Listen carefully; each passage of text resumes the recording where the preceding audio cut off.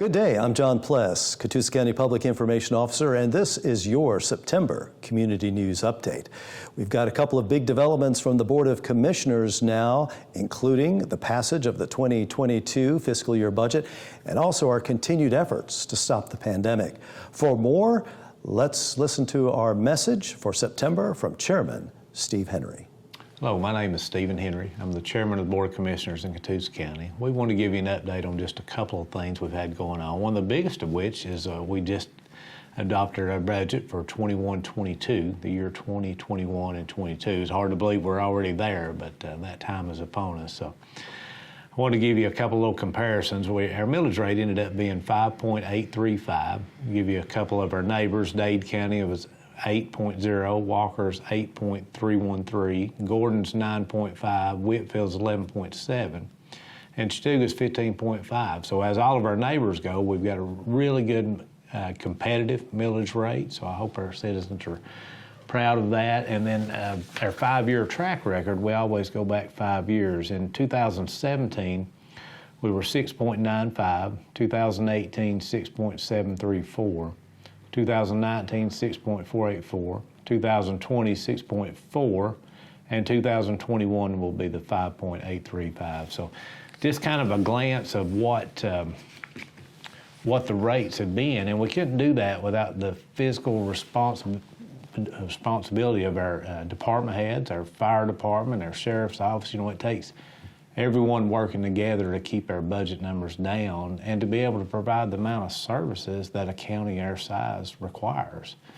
So very proud that along with my Board of Commissioners that we could keep the millage rate down and keep our services up. I think it's huge. You know, it's one thing to have a low millage rate, but if you're having to cut services to get there, that's not really a good thing, but we've been able to accomplish both. One thing that's happened in the last year is we've merged with Fort Oglethorpe to do their fire department. So on top of lowering the millage rate, we now have full-time fire in Fort Oglethorpe. We have full-time fire in Wood Station and full-time fire in the Keith community. So we've added some services, which has been good. Another thing that's been going on around our county is probably everybody's tired of talking about is COVID. We've had some great volunteers, our fire department, our health department, Memorial Hospital has partnered with us, and we've been giving vaccinations every Thursday night from 5 to 7 at the Senior Center, and I would encourage y'all to come out and get your vaccine. I would ask that if you've got questions about vaccine, that you would ask a healthcare professional. Reach out to us. We'd be glad to guide you to someone that answers the questions, but just don't get your answers from social media.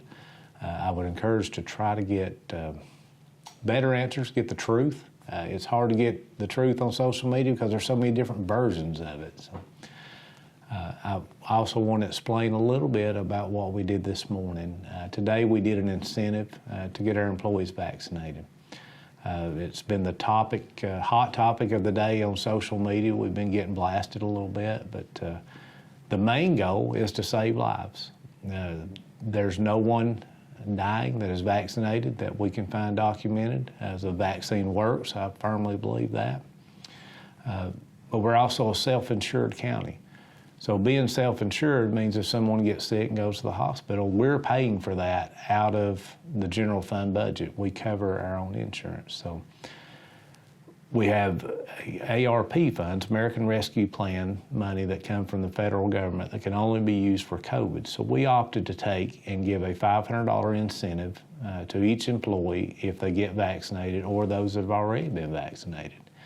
I hope this will encourage them to come in or at least ask about it and maybe make the decision to get vaccinated, because we firmly believe that that is the best route to get through this pandemic.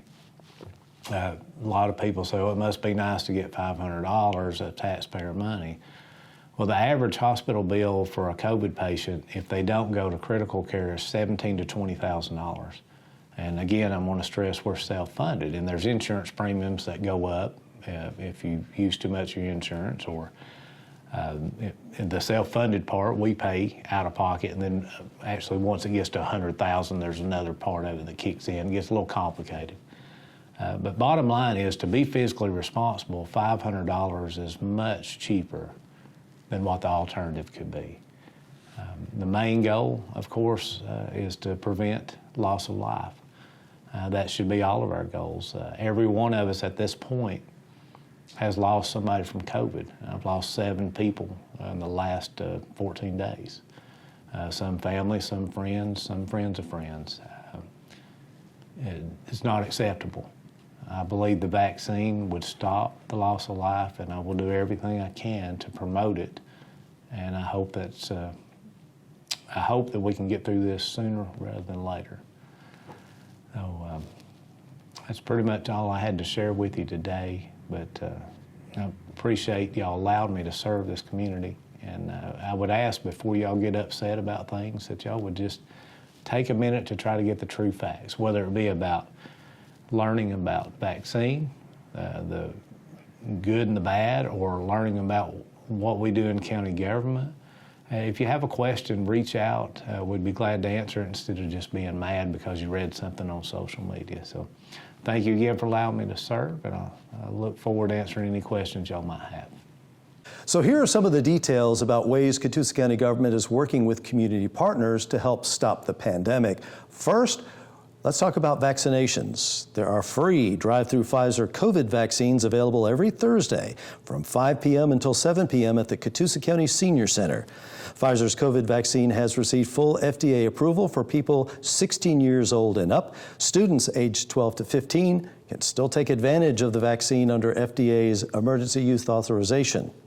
The Catoosa County Health Department has the Moderna COVID vaccine, which is available Monday through Wednesday from 8 a.m. till 4:30 p.m., Thursday from 8 a.m. to 6 p.m., and Friday from 8 a.m. to 1:30 p.m. Catoosa County Health Department is right next to the Senior Center at 145 Catoosa Circle. Another important way to help stop the spread is to be aware of your own status through testing. The Catoosa County Board of Commissioners is working with the Georgia Department of Public Health and their contractor, Mako Medical, by offering free drive-through testing at the Colonnade. That's every Monday and Wednesday from 10 a.m. to 7 p.m. It is important to know if you're positive and potentially infecting other people. We recommend you register online ahead of your visit by going to Mako Medical's website. Results do take 2 to 3 days to return, which you can see also online, and we have the links to those online sites on our website, Catoosa.com, and also Catoosa County Government's Facebook page. Turning now to Catoosa County firefighters, they're always training to be prepared for the worst situations, not just here at home, but anywhere in Georgia. Thanks to getting this fully equipped urban search and rescue truck, Catoosa County firefighters have more specialized tools to complement their rigorous training. We have just about anything and everything on this truck to handle any situation that arises, whether it be a trench rescue operation, a building collapse, or a confined space rescue. Inside, there's more than $1 million worth of tools and equipment. Generators provide plenty of power on scenes, along with plenty of lighting. There's breathing air for rescuers and victims, and decontamination supplies. Ready to grab are tools to handle any type of job, from power saws to cut through just about everything, to hand tools for breaking or prying into or out of confined spaces. There's equipment for water rescues, ropes and gear for high-angle rescues, and plenty of pneumatic shoring equipment to stabilize collapsed structures, like what was used in the Surfside, Florida condo collapse rescue operation. From front to back, this thing is just packed down with anything and everything that we would encounter out there in a real deal situation. The Catoosa County Fire Department is now a Georgia Search and Rescue, or GSAR team, providing technical rescue operation in the state's northwest region, known as Task Force 6, the area you see shaded in yellow. GSAR is a product of the Federal Emergency Management Agency's response to the September 11th attacks. Federal dollars from FEMA support the Georgia Emergency Management Agency's funding of GSAR. While Catoosa County's team primarily responds within our region, they're ready to roll anywhere in the state when needed. There's 10 of these trucks across the state of Georgia. that are maintained with various departments, from us being the furthest north, Valdosta, Georgia being the furthest south. Catoosa County's GSAR truck complements the department's existing Special Operations Unit. Whether answering the call for natural or man-made disasters, Catoosa County firefighters are part of a statewide team that is better equipped and prepared when disaster strikes. Firefighters in the Keith community opened up their station to visitors and also for a really cool show and tell. This station is also known as the Fighting Four Guardians of the East, and they held an open house where folks can see their trucks, equipment, and living quarters. Station 4 is staffed 24/7, and it's home to a pumper and rescue truck, along with tools and equipment to handle fires, crashes, rescues, and medical emergencies.